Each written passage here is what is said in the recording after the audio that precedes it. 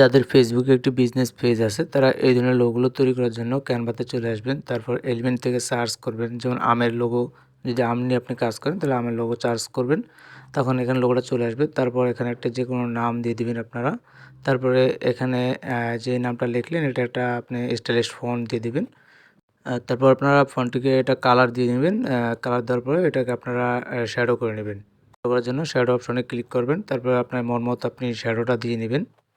তারপর শ্যাডোর ডাইরেকশন, তারপর transparency, blur এগুলো আপনারা একটু এদিক সেদিক করে দেখে নেবেন যে কীরকম দিলে ভালো হয়। তারপর আমি এখানে এলিমেন্টে ক্লিক করে একটি শেপ নিয়ে নিলাম। শেপটা আসলে নিচে দিলাম যে যদি আমরা একটা ফেজের জন্য পোস্টার ডিজাইন করে থাকি তাহলে এখানে যে আমরা ফেজটার যে পোস্টারটা বানিয়েছি ওটা কোন উদ্দেশ্যে বানিয়েছি ওটা জাস্ট আপনারা লিখে নিচে বসিয়ে দিবেন।